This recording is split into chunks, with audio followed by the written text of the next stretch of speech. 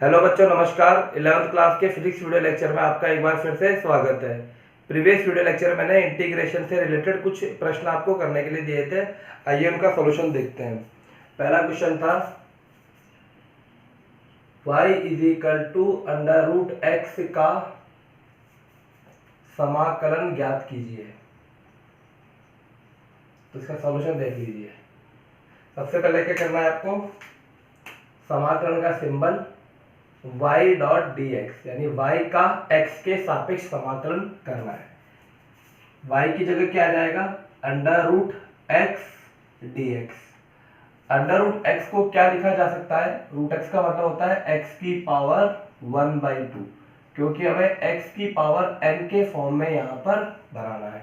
तो √x को लिख दिया मैंने x की पावर 1/2 dx। अब ये इस फॉर्म में आ गया x की पावर n dx, ये आ गया x की पावर n dx। n की जगह यहाँ पर 1/2 है, यानी पावर यहाँ पर 1/2 है।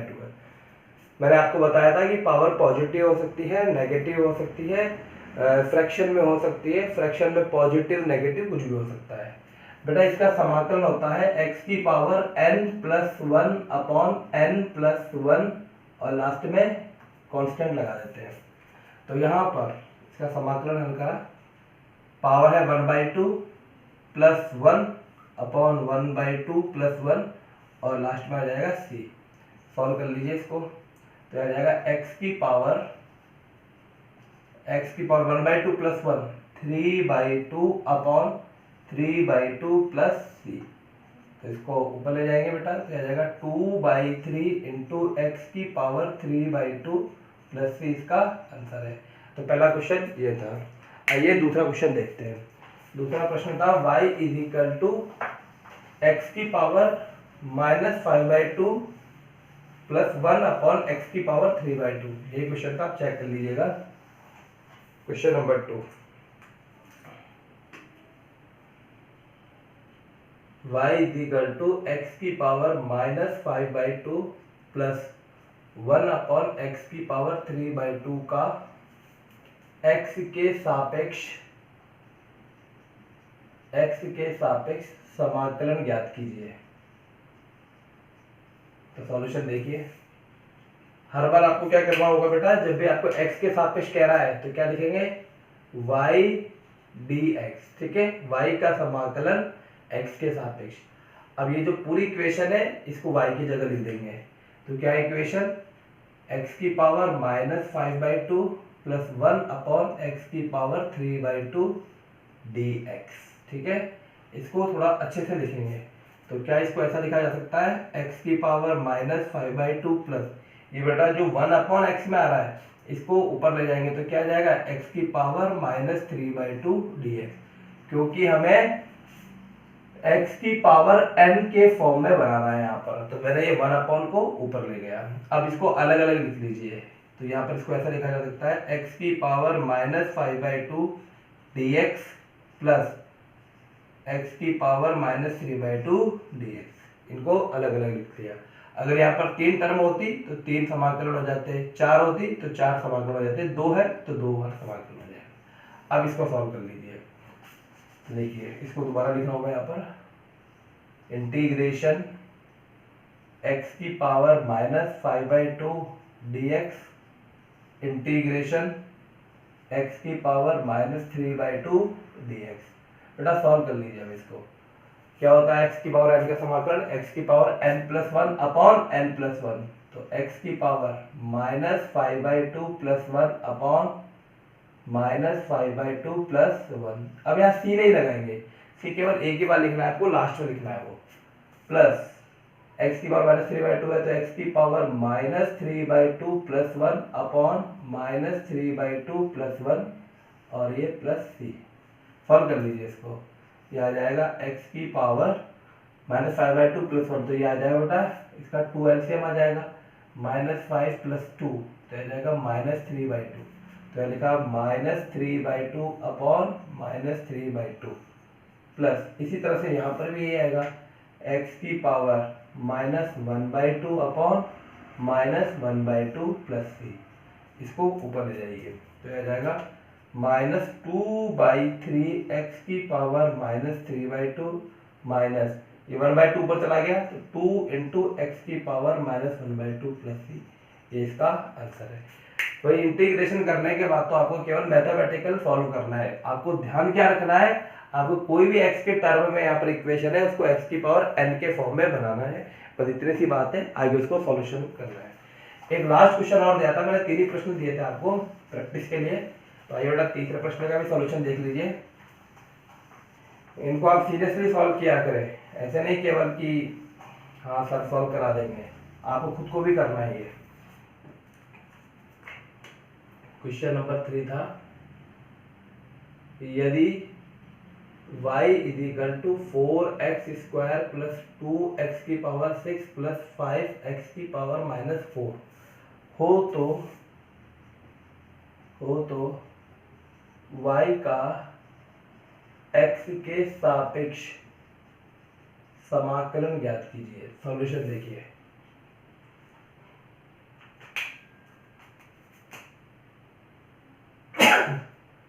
सबसे पहले लिखा बेटा integration y dot dx, y का x के सापेक्ष, क्योंकि हमें यहाँ पर y का x के सापेक्ष समाकलन, इस सिंबल का मतलब समाकलन ही होता है, तो y का x के सापेक्ष समाकलन लिखा। उसके बाद y की जगह जो पूरी इक्वेशन है उसे लिखा 4x स्क्वायर प्लस 2x की पावर 6 प्लस 5x की पावर माइनस 4 dx। क्लियर है? अब इसके बाद में इनको अलग अलग लिख लिया, तो 4x square dx plus 2x की पावर 6 dx और 5x की पावर माइनस 4 dx। ठीक है, अब इसमें जो कांस्टेंट टर्म आ रही है, जैसे यहाँ पर जो गुणांक है, इनको चाहो तो आप बाहर लिख सकते हो, तो लिखा 4x स्क्वायर dx 2x की पावर 6 dx और 5x की पावर माइनस 4 dx।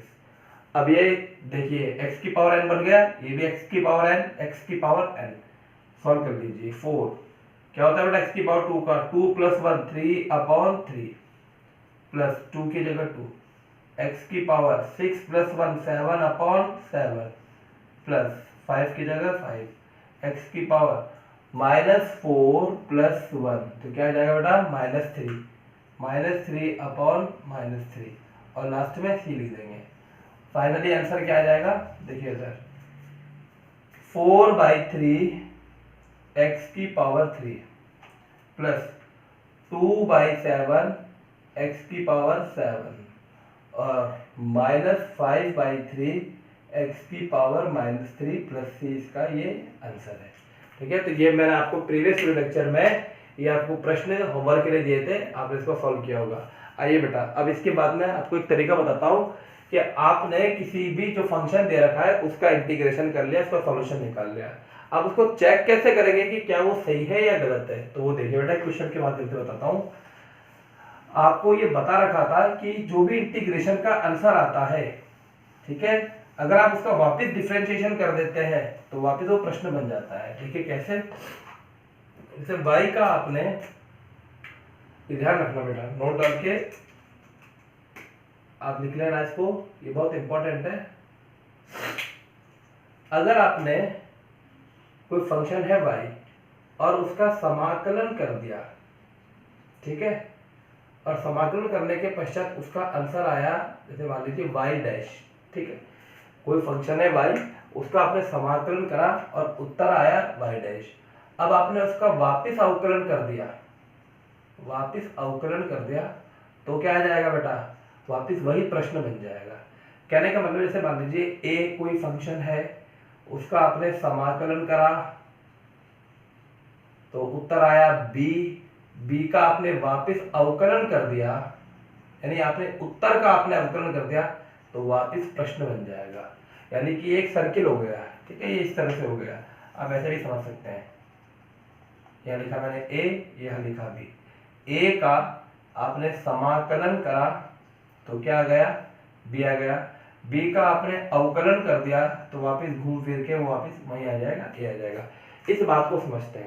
ठीक है, यानी एक बार समाकलन एक बार अवकलन, तो वापस वही चीज पहुंच जाएंगे। तो देखिए अभी अभी आपने, चलो कोई नया प्रश्न ले लेते हैं। तो मान लीजिए क्वेश्चन दे रखा है, यदि y is equal to 6x की पावर 5 प्लस 7x की पावर 6 हो तो समाकलन ज्ञात कीजिए। तो क्वेश्चन मैं बताऊंगा इसमें, तो समाकलन ज्ञात करें। देखिए बेटा सॉल्यूशन, या क्रॉस चेक करने के लिए बता रहा हूं मैं। तो देखिए सबसे पहले तो आपको इसका समाकलन ज्ञात करना है, तो आपने समाकलन का सिंबल लगाया, ठीक है, लिखा y डॉट डी एक्स, पाई की जगह 6x की पावर 5 प्लस 7x की पावर 6 डॉट डी एक्स। अलग अलग लिख लिया इनको, 6x की पावर 5 dx प्लस 7x की पावर 6 dx, गुणांक को बाहर लिख दिया, 6x की पावर 5 dx प्लस 7x की पावर 6 dx। ठीक है, एक सेकंड रुकिए। अब क्या करेंगे बेटा, इसका समाकलन कर देंगे।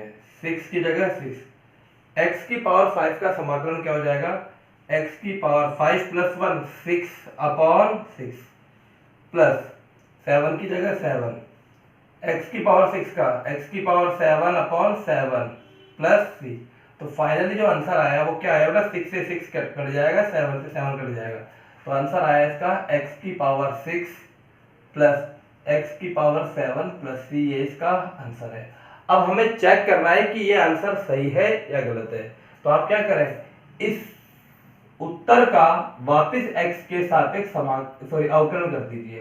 तो यहाँ पर क्या लिखा मैंने, d बाई डी एक्स, अवकलन के लिए d बाई डी एक्स करेंगे, और ये जो भी उत्तर है x की पावर 6, x की पावर 7 प्लस 3, ठीक है, तो वापस यही आ जाना चाहिए। तो चेक कर लेते हैं बेटा। तो लिखा d by D X, X की power 6, d by D X, X की power 7 plus d by D X, और ये है कांस्टेंट, ठीक है ना, c का मतलब कांस्टेंट होता है। आइए बेटा इसका अवकलन देखते हैं। अवकलन कैसे करते हैं, जो भी गुणांक से बाहर लिख देते हैं और एक कम कर देते हैं यहाँ पर। तो 6 में से एक कम हुआ तो क्या गया 5, प्लस इसी तरह से 7, x की पावर 7 माइनस 1 6, और कांस्टेंट का अवकलन होता है 0, तो आ गया 6x की पावर 5 प्लस 7x की पावर 6। तो चेक कर लीजिए, वही बन गया, यानी कि जो आपका उत्तर आया वो बिल्कुल सही है। यदि क्रॉस चेक करने के लिए क्या करना होगा कि जो आपको प्रश्न दे रखा है उसका आपने समाकलन करा, समाकलन का जो उत्तर है, मेरी बात ध्यान से सुनना, इस समाकलन का जो आंसर आया उसका आपने वापस x के सापेक्ष अवकलन कर दिया, तो प्रश्न बन जाना चाहिए। अगर नहीं बन रहा तो गलत है, और अगर बन रहा है तो बिल्कुल करेक्ट है। ठीक है, ये एक ट्रिक है। आइए इसका एक और एग्जांपल देख लेते हैं।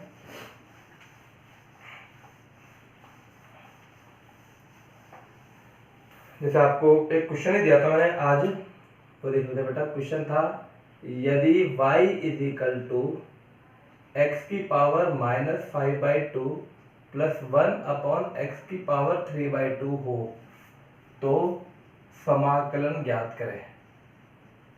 ये प्रश्न था, समाकलन ज्ञात करें।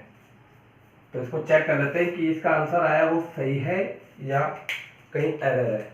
तो चेक करने के लिए पहले तो समाकलन कीजिए। तो लिखा y डॉट डी एक्स, थोड़ा सा मैं फास्ट बता देता हूँ, y की जगह x की पावर माइनस 5/2 dx प्लस इसके लिए x की पावर माइनस 3/2 dx।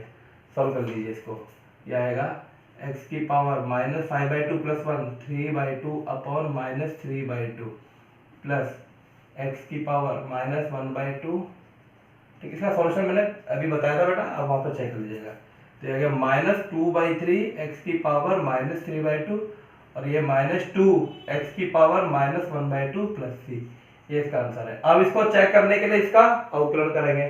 तो लिखा d by D X -2/3 x की power minus 3/2 minus 2 into X की पावर माइनस 1/2 प्लस 3। अब इन तीनों को अलग अलग लिखेंगे। तो लिखा d by D X -2/3 x की power minus 3/2 minus d by D X 2 into X की power -1/2 plus D by D X, और ये सी। जो भी कांस्टेंट है इसको बाहर लिख लो आप हमेशा। तो -2/3 कांस्टेंट है, -2/3 यानी कांस्टेंट मतलब यहाँ पर गुणांक है, ये इसका गुणांक है ना, कांस्टेंट तो ये भी है लेकिन ये इसका गुणांक है तो गुणांक को बाहर लिखा। तो D by D X X की पावर -3/2 -2, 2 बाहर आ गया, D by D X X की पावर -1/2, और ये तो जीरो हो जाएगा इसका अवकलन। तो अब इसको सॉल्व कर लीजिए, -2/3 बेटे पावर कितनी है -3/2, तो पावर बाहर आ गई इनटू -3/2 में से -1 कर दीजिए, -3/2 -1 तो 2 एलसीएम, -3 -2 तो -5/2, तो x की पावर -5/2, ठीक है, -2 की जगह -2, पावर कितनी है -1/2।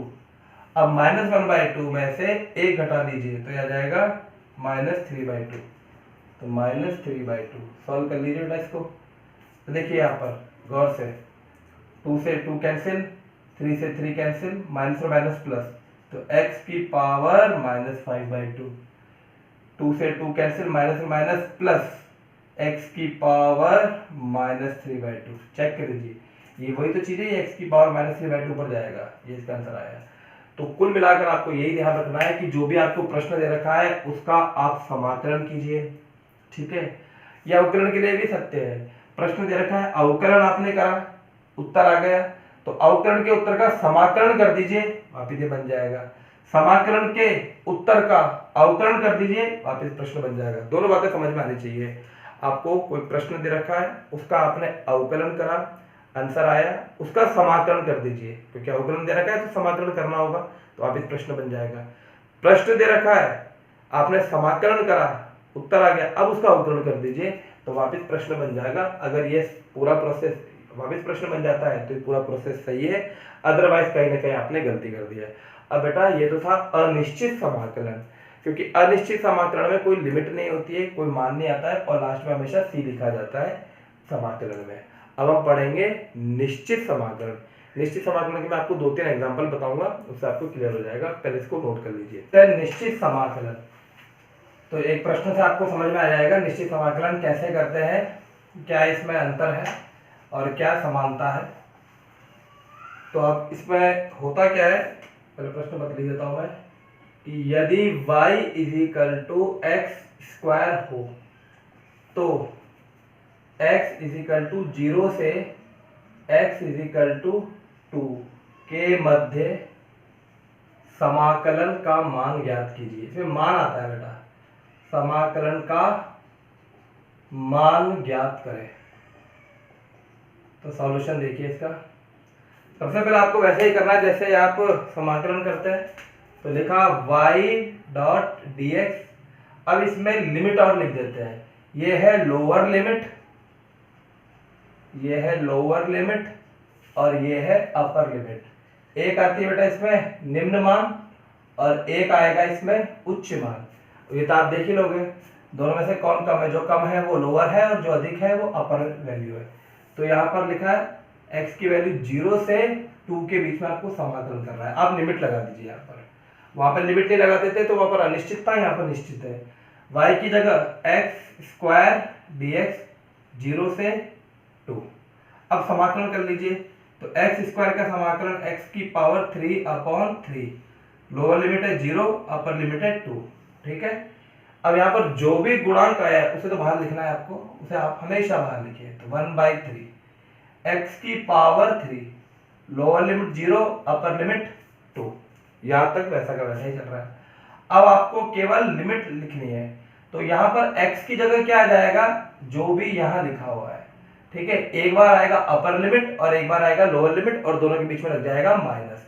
तो बेटा x की पावर 3, तो यहाँ पर x की जगह 2 आया तो क्या हो गया 2 की पावर 3 माइनस, अब आएगा लोअर, तो ये x की जगह 0, 0 की पावर 3। सॉल्व कर लीजिए इसको, तो 1/3, 2 की पावर 3, 2 × 2 × 2, तो ये आ गया 8, 6 मत कर देना, वो 2 × 2 × 2 देख लीजिए, ये 8 हो गया। 2 + 2 + 2 होता है 6, ठीक है, कई बच्चे गलती कर देते हैं यहाँ पर। तो इसका आंसर आ गया 8/3 इसका आंसर। तो आप समझ गए होंगे अनिश्चित समाकलन में पूरा समीकरण आता है, जबकि निश्चित समाकलन में मान आता है। अब आप ऐसा मत करते ना कि सर आपने बताया था कि समाकलन का जो भी उत्तर आएगा उसका अवकलन कर देंगे तो वापिस वो बन जाएंगे, यहाँ नहीं बनेगा। यहाँ पर तो मान निकल कर आ गया, ठीक है। अब यहाँ मान निकल कर आ गया, इसका आपको कुछ नहीं करना है। अगर आप करना चाहते हो तो यहाँ पर ही करिए आप, x³ इसका आप अवकलन करोगे तब ये बनेगा, ठीक है। अनिश्चित समाकलन और निश्चित समाकलन में ये डिफरेंस है कि अनिश्चित समाकलन यहाँ पर खत्म हो जाता है, जबकि निश्चित समाकलन में वैल्यू पुट की जाती है, आंसर आता है। अब मैं आपको 2-3 क्वेश्चन होमवर्क के लिए दे रहा हूँ बेटा, उसको आप सॉल्व कीजिएगा, वो निश्चित समाकलन के हैं। तो इसके बाद में अगले जो वीडियो लेक्चर आएगा उसमें मैं ट्रिग्नोमेट्री फंक्शन के बारे में आपको बताऊंगा, ट्रिग्नोमेट्री फंक्शन के समाकलन। तो 3 क्वेश्चन दूंगा, लिख लीजिए आप। होमवर्क क्वेश्चन नंबर 1, यदि y = 5x⁴ हो तो x = -2 से x = +2 के मध्य समाकलन, ठीक है ना, के मध्य मान। क्वेश्चन नंबर 2, यदि y = x² + x⁴ हो तो x = -1 से x = +1 के मध्य मान। और लास्ट क्वेश्चन है क्वेश्चन नंबर 3, यदि y = 6x⁴ हो तो x = 0 से x = 3 के मध्य मान। ये 3 प्रश्नों के आप मान याद कीजिएगा। क्या करेंगे, पहले समाकलन करेंगे। समाकलन एक लोअर लिमिट एक अपर लिमिट, इन दोनों में लोअर ये है अपर ये है, लोअर अपर लोअर अपर, कम ज्यादा तो आप समझ ही जाएंगे। और लास्ट में जब अपर लिखेंगे तो x की जगह आप अपर लिख देंगे, और माइनस फिर जब आप निम्न मान लिखेंगे, लोअर लिमिट लिखेंगे तो बीच में माइनस आ जाएगा। बेटा इसको सॉल्व कीजिएगा, नेक्स्ट वीडियो लेक्चर में मैं इसका सॉल्यूशन बताऊंगा। तो आज के वीडियो लेक्चर में केवल इतना ही। Thank you.